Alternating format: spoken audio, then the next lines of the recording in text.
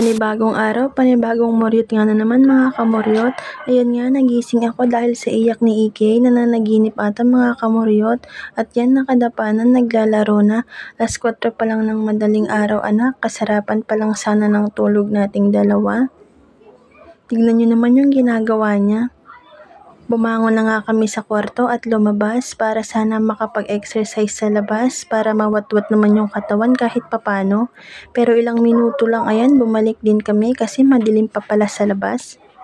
Pagbalik nga namin sa kwarto, ayan ginawa namin, nagmuni-muni na lang muna kaming mag-ina. Nagsayaw-sayaw na lang muna kaming dalawa.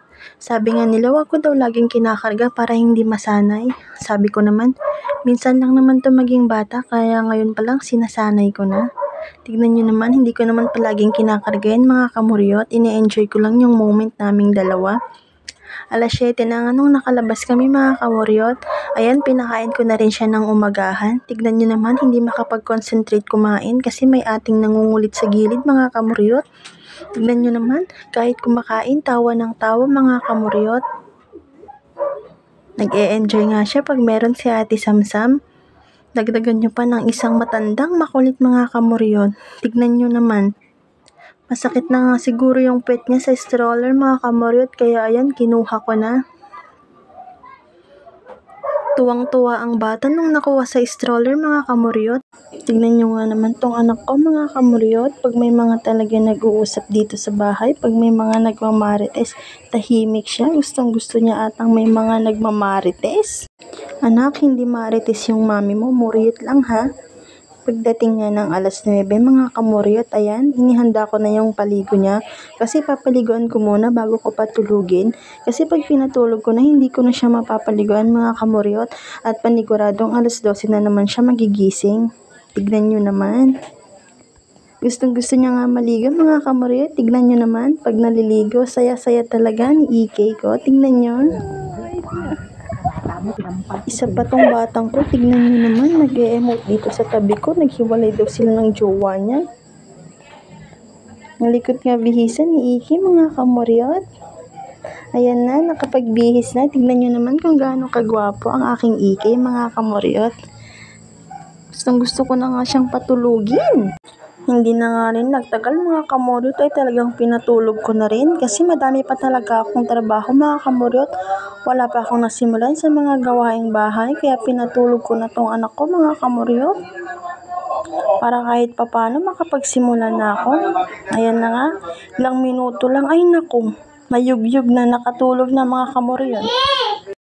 Sinimulan ko na nagtrabaho mga kamuryot. Ayan, naghugas na ako ng plato. Ewan ko ba, pag-iinaw talaga yung gustong gusto kong inuuna mga kamuryot pag nagtatrabaho ako.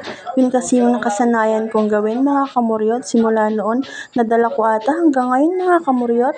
Pagkatapos ko mag-inaw, ayun na mga kamuryot, sinunod ko naman na sa higaan namin, sa kwarto namin mga kamuryot.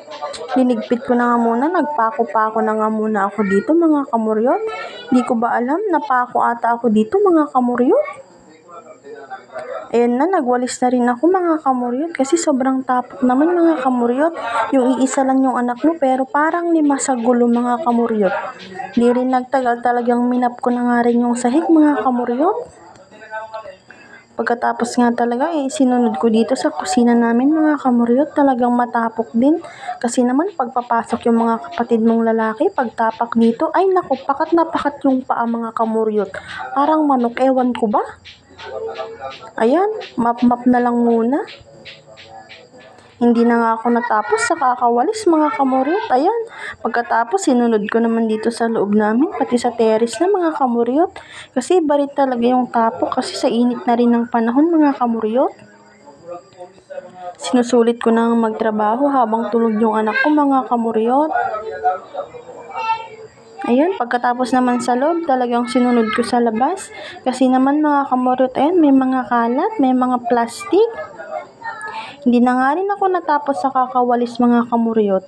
Pagkatapos dito naman ako nagwalis sa labas. Ayan, napakaraming dahon dahil sa umbrella tree mga kamuryot.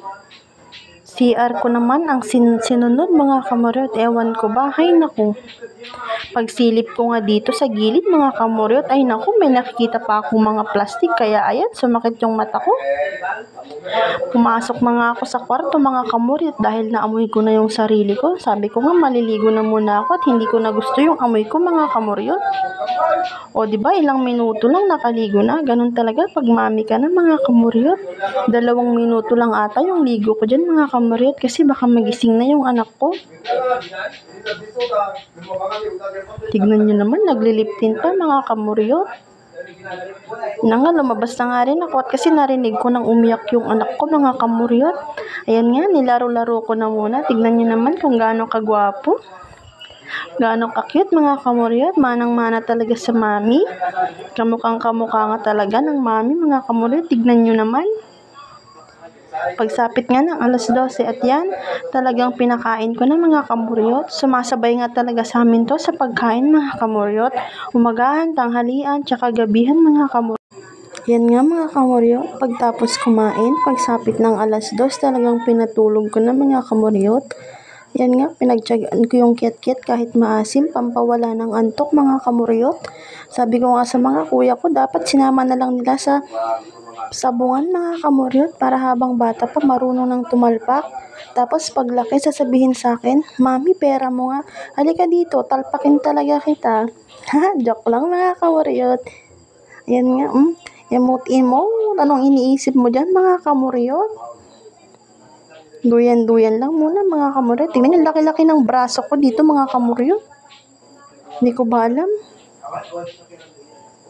Panoorin nyo na muna habang kumakain ako ng maasim na ket-ket mga kamuryot.